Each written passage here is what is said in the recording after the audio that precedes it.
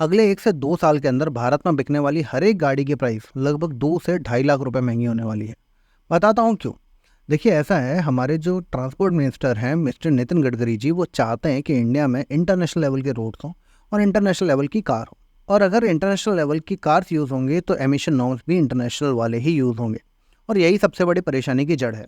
जब जब emission norms बदलते हैं तब तब कार मैन्युफैक्चरर्स को परेशानी का सामना करना पड़ता है।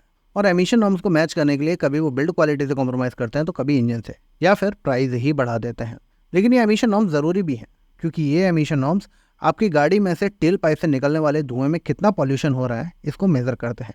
क्योंकि इस धुएं में कुछ ऐसी चीज़ें भी होती हैं जिसकी वजह से लोगों को कैंसर तक होता है। और इसीलिए ज़रूरी है कि एमिशन को कंट्रोल किया जाए। और इसीलिए पहला एमिशन नॉर्म आया था 1992 में, जिसको बोला गया था यूरो 1। इसके बाद euro 2, euro 3, euro 4, euro 5, euro 6, euro 6B, euro 6C, ऐसे करके बहुत सारे नॉर्म्स आते रहे। और इन्हीं नॉर्म्स के ऊपर बनाया गया था भारत स्टेज, यानी कि BS1, BS2, BS3, BS4। हालांकि BS5 इंडिया में नहीं लॉन्च हुआ। BS6 और BS6 का फेज 2 जो कि अभी करंटली चल रहा है। लेकिन अब मार्केट में आने वाला है यूरो 7। और यूरो 7 को खुद यूरोपियन कंट्रीज के अंदर जो कार मैन्युफैक्चरर हैं वही अपोज कर रहे हैं। वो नहीं चाहते कि ये किसी भी हालत में मार्केट में आए। यूरो 7 के बारे में बात करने से पहले थोड़ा समझ लेते हैं अभी एग्जिस्टिंग जो हमारे एमिशन नॉर्म्स हैं उनमें क्या है और ये किस तरीके से काम करते हैं। तो इन एमिशंस के अंदर 5 चीज़ों पर खास तौर पर नज़र रखी जाती है: carbon dioxide, methane compound, hydrocarbon, nitrogen oxide और पार्टिकुलेट मैटर, जिसको कि हम ऑलरेडी PM के नाम से जानते हैं। आपने ऑलरेडी सुना होगा PM 2.5, PM 10 के बारे में, जो कि हम अक्सर करके पॉल्यूशन के बारे में बात करते रहते हैं, तो उसमें हम लोग यूटिलाइज करते हैं। अब इसमें सबसे ज़्यादा खतरनाक एक ही चीज़ है, जो कि है नाइट्रोजन ऑक्साइड। नाइट्रोजन ऑक्साइड की वजह से कैंसर होता है और इसीलिए सबसे ज़्यादा कंट्रोल इसी के ऊपर किया गया और इसके ऊपर सबसे ज़्यादा फोकस किया गया है यूरो 1 से लेकर यूरो 6 के बीच में। अब जैसा कि मैंने आपको बताया कि 1992 में पहली बार यूरो 1 आया था और इससे पहले कोई भी कंट्रोल नहीं था एमिशन के ऊपर। लेकिन 92 में जब पहली बार यूरोपियन कंट्रीज ने ये डिसाइड किया कि हमें इन्हें कंट्रोल करना है, तो इसमें एक सीमा तय की गई। खास तौर पर उन्होंने फोकस किया था नाइट्रोजन ऑक्साइड को। नाइट्रोजन ऑक्साइड की पेट्रोल और डीजल गाड़ियों के लिए एक लेवल सेट किया गया, यानी कि 0.97 ग्राम पर किलोमीटर, यानी 1 किलोमीटर के अंदर 970 ग्राम से ज़्यादा कोई भी गाड़ी नाइट्रोजन ऑक्साइड को एमिट नहीं कर सकती। अब जैसे ही ये एमिशन नॉर्म्स मार्केट में आए और इनका इम्प्लीमेंटेशन शुरू हुआ, तो बहुत जल्द ही यूरोपियन कंट्रीज़ को ये समझ में आ गया कि डीजल के अंदर नाइट्रोजन ऑक्साइड को कंट्रोल करना थोड़ा मुश्किल है, बट पेट्रोल गाड़ियों के अंदर इसको कंट्रोल करना थोड़ा आसान है। और इसीलिए जब 1996 में यूरो 2 लॉन्च हुआ तो उन्होंने डीजल और पेट्रोल गाड़ियों के लिए अलग अलग 2 NO के लेवल, यानी नाइट्रोजन ऑक्साइड के लेवल्स को सेट कर दिया। ये पेट्रोल गाड़ियों के लिए था 500 ग्राम इन 1 किलोमीटर और वहीं पर डीजल गाड़ियों के लिए ये था 700 ग्राम इन 1 किलोमीटर। और इस तरीके से नाइट्रोजन ऑक्साइड का कार के अंदर एमिशन पर कंट्रोल लगाना शुरू हो गया। और इसी तरीके से जब यूरो 3 मार्केट में आया तो पेट्रोल गाड़ियों के लिए नाइट्रोजन ऑक्साइड का लेवल बना दिया गया 150 ग्राम 1 किलोमीटर के लिए। वहीं डीजल गाड़ियों के लिए था 500 ग्राम पर 1 किलोमीटर। इसके बाद आया यूरो 4। यूरो 4 में ये रह गया 80 ग्राम, यानी कि सिर्फ 80 ग्राम 1 किलोमीटर के लिए पेट्रोल गाड़ियों के लिए नाइट्रोजन ऑक्साइड का एमिशन अलाउड था। लेकिन यही डीजल गाड़ियों के लिए था 250 ग्राम। इसके बाद यूरो 5 आया। यूरो 5 में रह गया 180 ग्राम डीजल गाड़ियों के लिए और पेट्रोल गाड़ियों के लिए ये रह गया सिर्फ 60 ग्राम।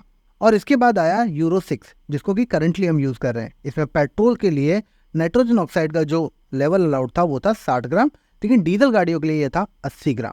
और यहीं पर आकर सारी परेशानी खड़ी हो गई, क्योंकि पेट्रोल गाड़ियों के अंदर इसको भी एडजस्ट करने के लिए, अभी तक मैनेज करने के लिए ऑलरेडी जद्दोजहद चल रही थी और इसके लिए कैटलिक कन्वर्टर्स का यूज़ करना शुरू कर दिया गया था। लेकिन डीजल गाड़ियों में ये कंट्रोल करना और भी ज़्यादा मुश्किल था और इसीलिए उसके अंदर एड ब्लू का इस्तेमाल किया जाने लग गया। आपने देखा होगा कि अभी जो मार्केट में नई डीजल गाड़ियाँ आ रही हैं उनमें ज़्यादातर एड ब्लू डलता है और इसी वजह से वो कम एमिशन कर पाती हैं। तो अभी तक जैसे तैसे कार मैन्युफैक्चरर्स जुगाड़ लगा लगा के इसको एमिशन नॉर्म्स में फिट करा रहे थे, लेकिन मेजॉरिटी कार मैन्युफैक्चरर्स ने ऑलरेडी डीजल इंजन को बाय बाय बोल दिया था। आप अगर देखें तो मेजॉरिटी जो कार मैन्युफैक्चरर्स हैं वो पेट्रोल गाड़ियाँ लॉन्च कर रहे हैं। कुछ एक दो अगर मैं ब्रांड को छोड़ दूँ, खासतौर पर महिंद्रा वगैरह को मैं छोड़ दूँ, तो सारी गाड़ियाँ पेट्रोल के अंदर ही आ रही हैं।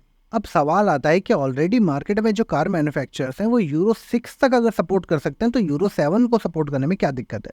तो इसमें मेजरली 4 प्रॉब्लम्स हैं। सबसे पहली है एमिशन एज। देखिए, अभी तक जो क्राइटेरिया था उस क्राइटेरिया में ये मेंशन किया गया था कि कार को जो एमिशंस के स्टैंडर्ड्स हैं वो 1 लाख किलोमीटर या 5 साल तक मैच करने हैं। यानी कि इन दोनों में से किसी एक कंडीशन के फॉल्स होते ही एमिशन चाहे जो भी हो कोई फ़र्क नहीं पड़ता था, लेकिन अब ये बदल दी गई है। ये बदल दी गई है 10 साल और 2 लाख किलोमीटर।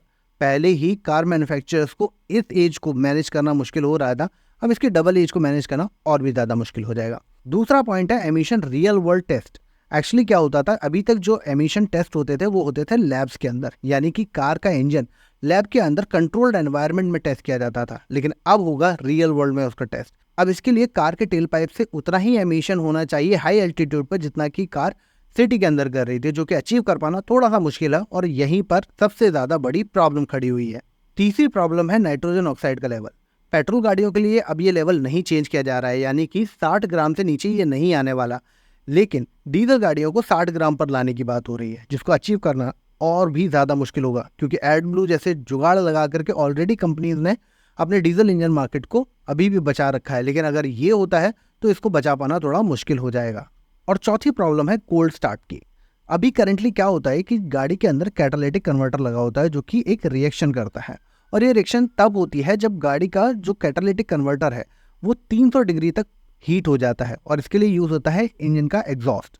लेकिन अब रिक्वायरमेंट ये है कि गाड़ी जब पहली बार ही क्रैंक की जाए, यानी कि गाड़ी अगर ठंडी है और जैसे ही क्रैंक की जाए तो तुरंत एमिशन उसी लेवल के होने चाहिए जो कि यूरो 7 के स्टैंडर्ड में सेट किए जाए।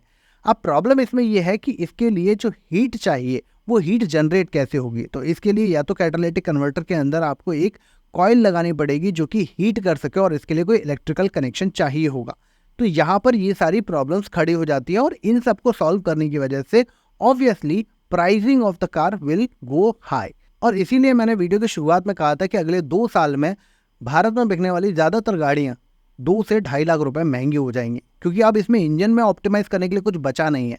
कोई ना कोई अलग से ऑप्शन देना पड़ेगा, क्योंकि गाड़ी के अंदर कई नए सेंसर्स भी लगाए जाएंगे जो कि ये एमिशंस को लगातार नोटिफाई करते रहेंगे, और अगर एक बार ये एमिशंस के लिमिट के बाहर जाएगा तो गाड़ी के अंदर जैसे अभी आपको इंजन चेकलाइट मिलती है उसी तरीके से एक नोटिफिकेशन आना शुरू हो जाएगा कि आपकी गाड़ी एमिशन नॉर्म्स के बाहर जा रही है, और इसको आपको तुरंत ठीक कराना पड़ेगा, नहीं तो गाड़ी अपने आप बंद हो जाएगी और फिर उसके बाद आपको इसे टो कराना पड़ेगा। तो ये भी एक परेशानी आपको आगे चल के झेलनी पड़ सकती है यूरो 7 के स्टैंडर्ड्स आने पर। अब जैसा कि BS6 यूरो 6 की रेप्लिका थी, उसी तरीके से BS7 जो इंडिया में आएगा वो यूरो 7 की रेप्लिका बन करके आएगा। तो यूरो 7 में जो नॉर्म्स होंगे वही नॉर्म्स आपको BS7 में भी देखने को मिलेंगे, और यूरो 7 मार्केट में 2025 तक रोल आउट कर दिया जाएगा। तो ऐसी कंडीशन में इंडिया के अंदर से 2026 तक लगभग आने की पूरी उम्मीद है। और जैसा कि अभी मैंने आपको समझाया कि यूरो 7 के जो एमिशन नॉर्म्स हैं उनको हैंडल करने के लिए प्राइसिंग ऑब्वियसली बढ़ेगी ही बढ़ेगी। ऐसे में जिन लोगों के पास ऑलरेडी गाड़ी है वो लोग शायद नई गाड़ी को परचेस करने का डिसीजन ना लें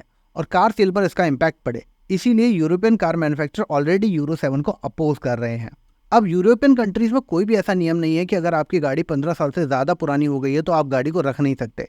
इसीलिए यूरोपियन कार मैन्युफैक्चरर्स को इस पर सबसे ज़्यादा फोकस करने की ज़रूरत पड़ रही है। लेकिन इंडिया के अंदर साफ नियम है कि अगर आपकी गाड़ी 15 साल से ज़्यादा पुरानी हो गई है तो उस गाड़ी को स्क्रैप करना पड़ेगा और आपको एक नई 4 व्हीलर खरीदनी पड़ेगी। तो इस कंडीशन में आपको ज़्यादा पैसे पे करना पड़ेगा, और इसीलिए मैंने आपको बोला था कि अगले आने वाले 2 साल के अंदर गाड़ी की कीमत 2 से 2.5 लाख रुपए बढ़ जाएगी। क्योंकि अगर आप हर एक एमिशन नॉर्म को देखें तो हर एमिशन नॉर्म्स के बाद या तो कार की बिल्ड क्वालिटी गिरी है, या गाड़ी के इंजन से कॉम्प्रोमाइज़ किया गया है, या फिर उसके प्राइस बढ़ाए ही गए हैं। और इसीलिए चांसेस हैं कि ज़्यादातर कार मैन्युफैक्चरर्स अब डीजल इंजन को टाटा बाय बाय बोलते हैं। अब ऐसे में कुछ लोग सोच रहे होंगे कि एक इलेक्ट्रिक गाड़ी ना ज़्यादा अच्छा सेंस बनाता है, लेकिन यूरो 7 में इलेक्ट्रिक गाड़ियों के लिए भी कुछ कंडीशंस है, यानी कि उनकी बैटरी कैपेसिटी को बढ़ाने की बात हो रही है, उनकी डेंसिटी और उनकी क्वालिटी को बढ़ाने की बात हो रही है। ऐसे में ऑब्वियसली कार मैन्युफैक्चरर को उसकी R&D में भी पैसा खर्च करना पड़ेगा, और इसकी वजह से वहाँ पर भी प्राइस बढ़ने वाले हैं। इसीलिए मैंने कहा था कि गाड़ियों में 2 से 2.5 लाख रुपये बढ़ेंगे। अब इतनी सारी रिसर्च करने में बहुत सारा टाइम जाता है और इस वीडियो को बनाने में बहुत मेहनत लगती है। अगर आपको वीडियो पसंद आई हो तो वीडियो को लाइक करें, चैनल को सब्सक्राइब करें, और अगर आपके पास कोई भी सवाल है तो कमेंट बॉक्स में ज़रूर पूछें। मैं आपके सभी सवालों के जवाब देने की पूरी कोशिश करूँगा। चलिए मिलता हूँ अब आपसे अगले वीडियो में, तब तक के लिए खुश रहिए, स्वस्थ रहिए।